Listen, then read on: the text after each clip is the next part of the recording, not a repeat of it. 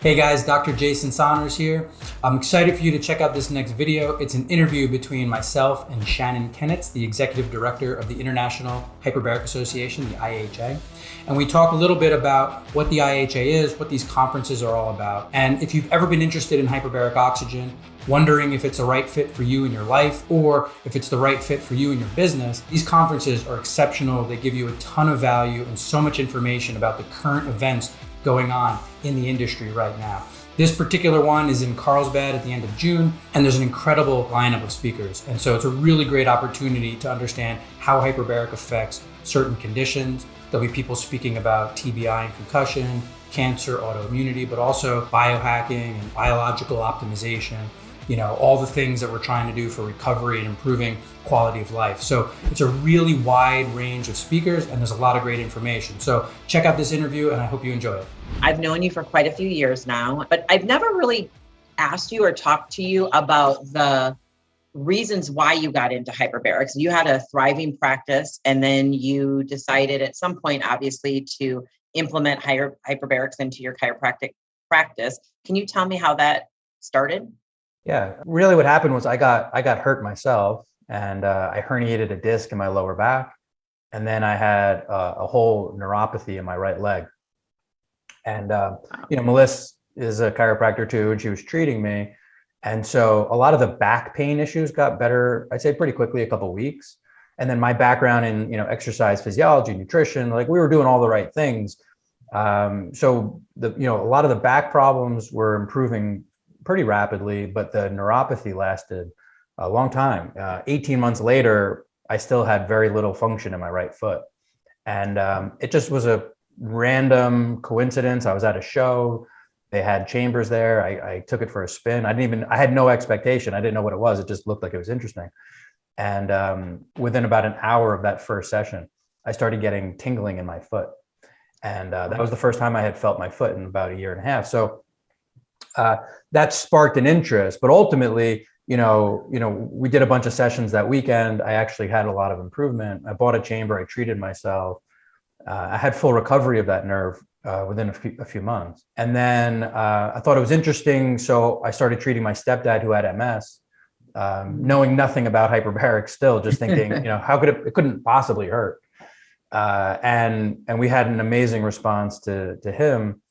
And so we started implementing in my practice, but what really got us into hyperbaric, although those were definitely, some of the leading events, people started asking us, hey, my aunt in, Chicago is looking for somebody. Do you know anybody? Hey, my cousin in, Nevada is trying to find somebody. Do you know anybody? And we started looking around and, this is 15 years ago already, but there were very few clinics and it was so hard to find clinics of people doing this to help, and that's what really kind of sparked Melissa and I to go on this journey of getting into the research, really trying to build the awareness. And then obviously all the other pieces of the writing the book and training and educating. We're just trying to get just like you, we're just trying to get the word out so that people know what this tool can do and hopefully help people find clinics that can help them. Absolutely. Yeah. You've touched on a lot of those things.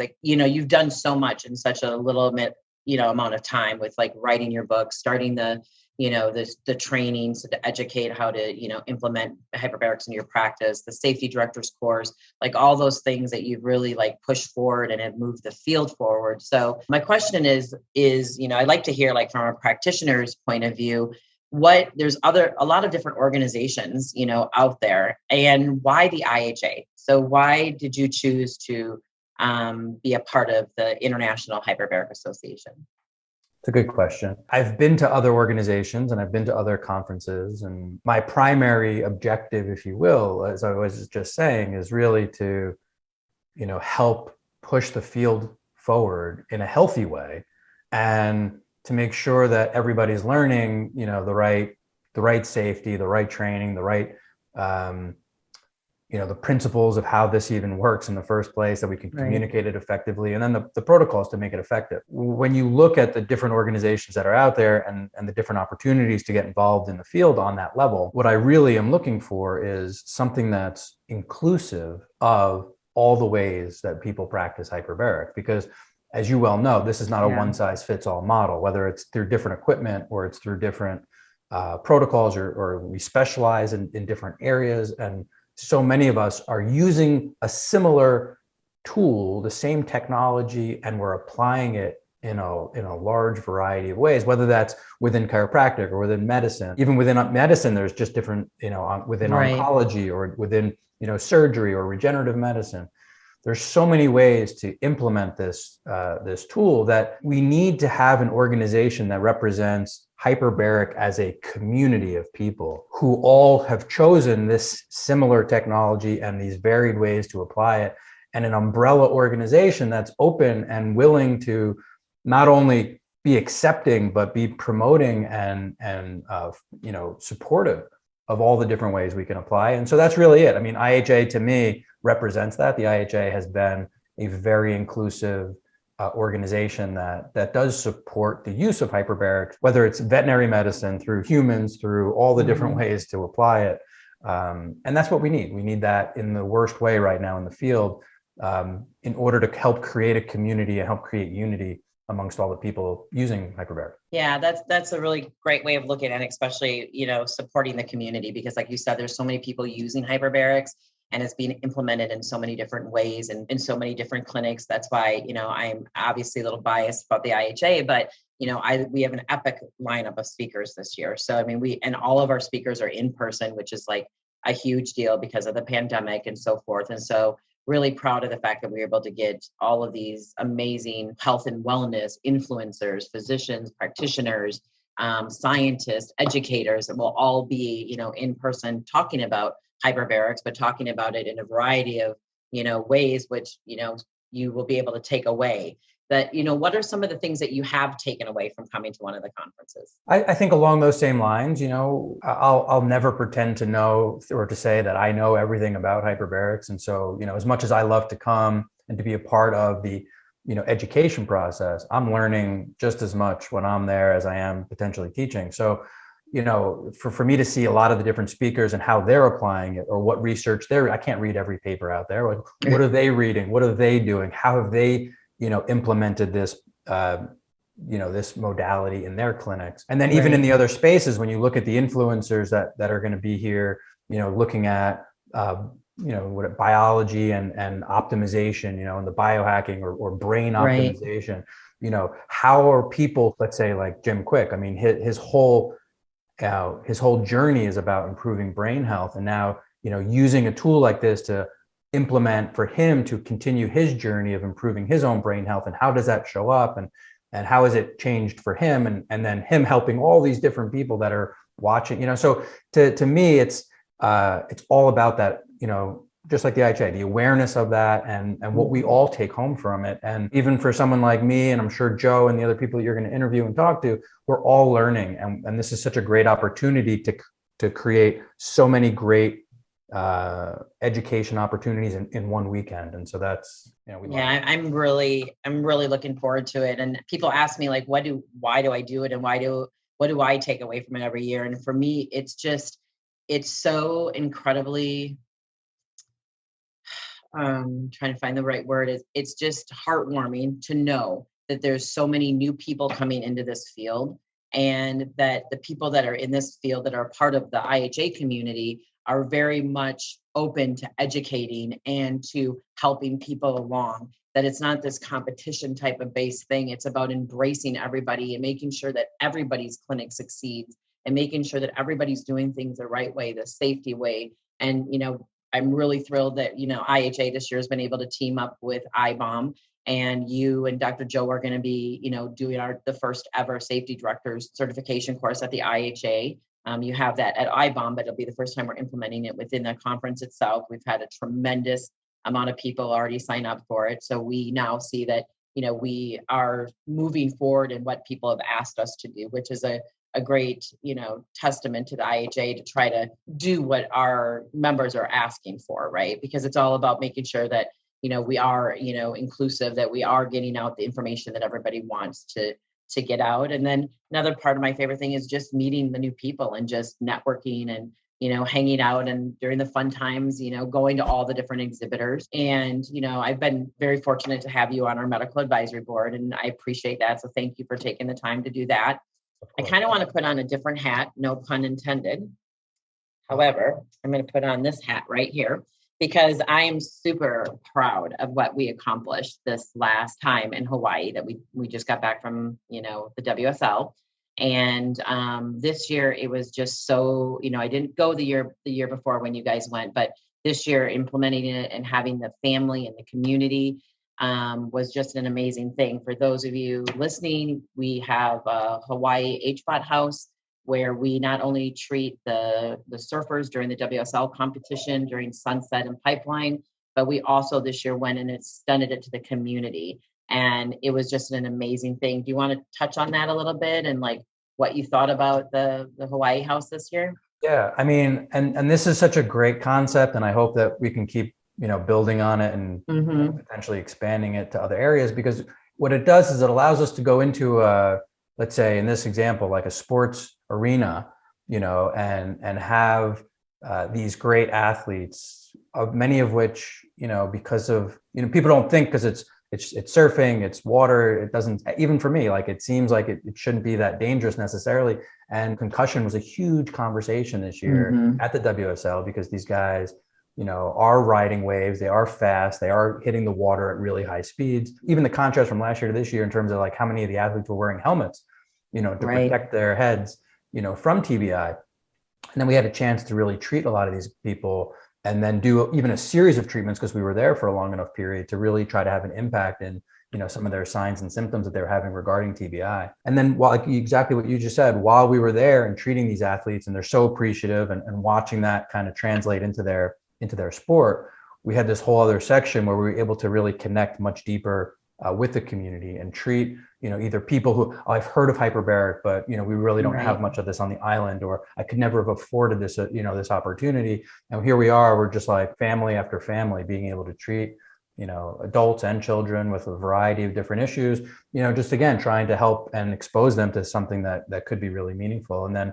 of course, leaving the island and then knowing that there are some people that are staying on the island to continue hyperbarics and to continue to treat that community. That's the biggest win I think you and I could ever imagine. And so it was a huge, we saw a lot of people last year when we did it, and it was a great success. I don't know the numbers, to be honest. I haven't even heard, but I know that we at least doubled, if not tripled, the amount of people that we were able to serve while we were there. So it was pretty amazing. Yeah, it's nice to see like a concept come to fruition, right? We had these goals in mind going into a community that doesn't necessarily have access to hyperbaric therapy or have the knowledge about it. We took the WSL platform. We were able to like get a lot of those surfers in. And at the same time, we were able to educate the regular community.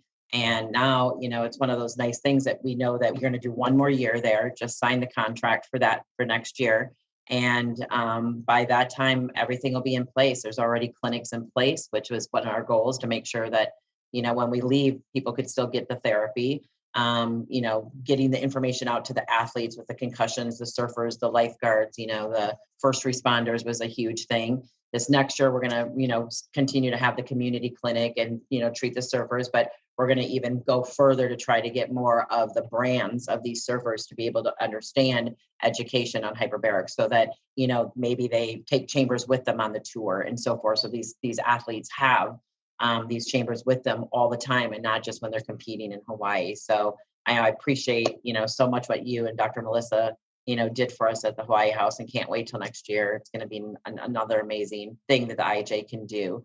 So wrapping up, for somebody listening to this, a practitioner listening to this, a chiropractor, a medical doctor, just a lay person, what would you say to them if they were on the fence to not sharing if they were going to come or not to the conference? What are a couple of things that you could say to them that, you feel are important for them to know that would alter their decision on whether to come? Yeah, I think that a lot of people, you start hearing or reading about hyperbarics, maybe a couple patients might come to them and say, hey, have you heard, or I'm thinking about going, and it starts, the wheels start turning.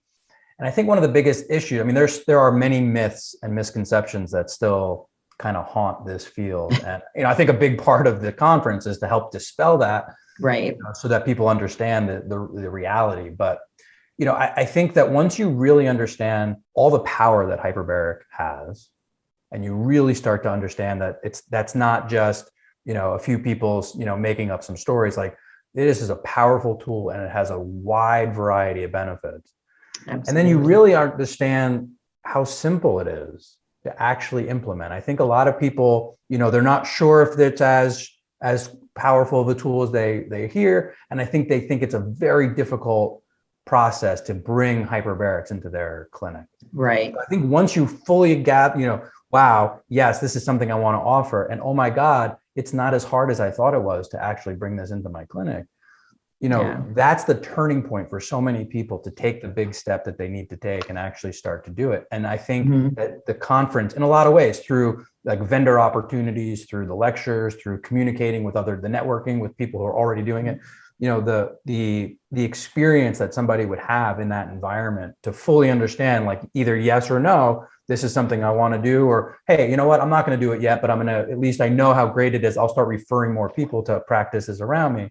Either way, it's a great opportunity to really learn and answer so many of those questions. And I think that would be probably the biggest thing. And I agree, because so many people think I can't implement it in my practice. And I, when I tell them about the different types of chambers, and they'll be like, well, do I need this? And then when I tell them they just plug it into a regular wall outlet, they're like, what do you mean I plug it into the concentrator or the, compressor into a regular wall outlet? Like, they just have a completely different idea of what it's about. And when they realize that it's so attainable, that's how we've grown so much, which is really nice to see, because every year we add new members, which means that more people throughout the US are getting helped and not having to travel so far to hyperbarics. So, well, I'm really excited to see you. It's a short 30 days away. Yes. And, on behalf of the IHA, thank you so much for not only what you do for the IHA, but what you do for the hyperbaric community at large. You took a huge initiative. I know you're busy. You have a young family. You speak all over the world, and you're doing an amazing job.